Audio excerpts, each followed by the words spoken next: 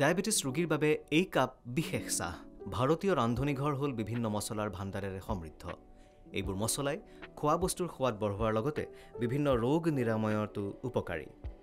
কিছুমান মছলা আছে যিবোৰ প্ৰতিদিনে ৰন্ধন প্ৰণালীত সকলো সময়তে ব্যৱহাৰ হয়, আকৌ আন কিছুমান মছলা আছে যিবোৰ কেৱল নিৰ্দিষ্ট খাদ্যতহে ব্যৱহাৰ হয়। তাৰ ভিতৰত এবিধ হ'ল ইলাচি।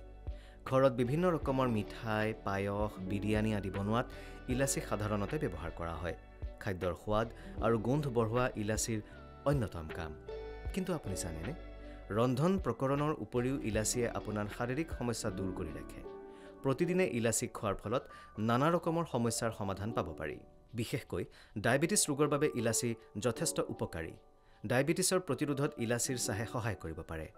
গৱেষণা কৰি পোৱা মতে ইলাচিত থকা এণ্টিঅক্সিডেণ্ট, এণ্টি ইনফ্লেমেটৰী, হাইপলিপিডেমিক উপাদানসমূহে তেজত শৰ্কৰাৰ মাত্ৰা নিয়ন্ত্ৰণত ৰখাত সহায় কৰে। এই চাহ কিদৰে প্ৰস্তুত কৰা হয় জনোৱা হওক। একাপ পানীত 2টা ইলাচি পিচি দি গৰম হ'বলৈ দিব লাগে। তাৰ পাছত তাত চাহপাত আৰু গাখীৰ মিহলাই উতলাই লওক। পাৰিলে আদা অকণ দি ল'ব।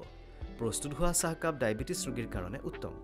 আনহাতে একাপ চাহৰ বাবে 2 কাপ গৰম পানীৰ লগত 2টা ইলাচি, 2টা লং, 2টা জালুক আৰু অলপ চেনি মিহলাই গৰম কৰিব।